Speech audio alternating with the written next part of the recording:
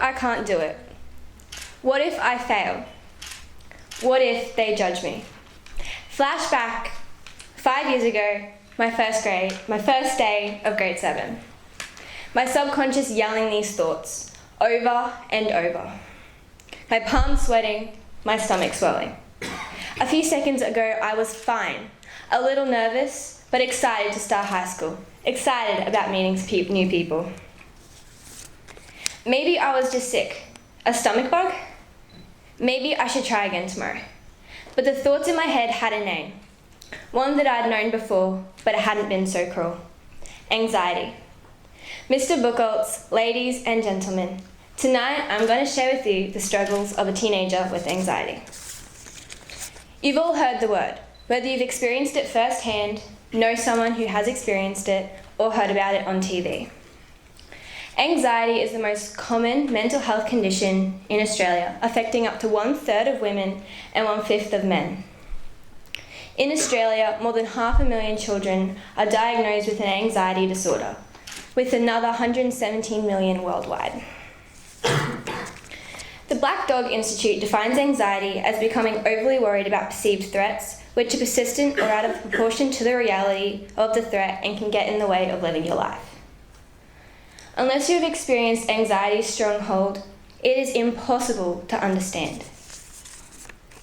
Recently, I was told by someone who had just experienced their first anxiety attack, they didn't realise how uncontrollable it really was.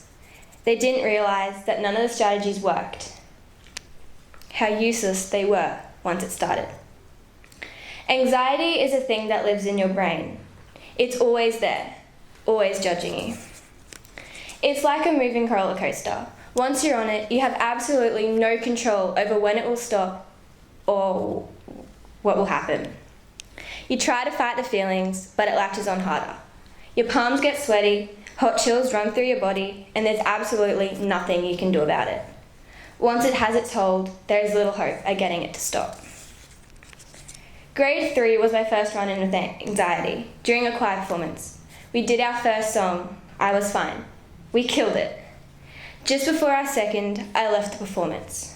I felt the heat rush to my cheeks, and I felt like I would vomit.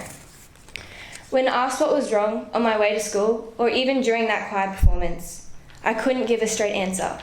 What was wrong? Why was I worried? And that's the thing about anxiety. It's the irrational thoughts that make it thrive. But to me, and everyone suffering from it, the thoughts are very real, even if you know you're not in danger. So why do we get it? Back in the caveman days, those who were fearless and lived without anxiety were typically the ones who got eaten first. The ones who were fearful and said, what if we do get eaten by a tiger, were the ones who lived longer. Anxiety has always existed, it just wasn't labelled. You were either scared or you weren't. Anxiety is the body's natural defense system. Your brain says you're in danger and your body triggers its fight or flight response. The response is caused by the release of hormones that prepare your body to either stay and deal with the threat or run away to safety. Let's go back to my first day of grade 7. My immediate response was flight. I wanted to get out of there and not go to school. And this cycle would have continued for years had I not been shoved out of the car by my parents. The problem with anxiety is that if you don't fight it, it never goes away. Think of it like training your brand new puppy. If you let it disobey the rules, it will continue to do just that. However, if you continually say no, set boundaries, eventually, even if it takes months, it will learn. And it was months before I could walk into school without anxiety nagging my brain. But eventually, it learned there was no danger, except the mounds of homework that threatened my sleep.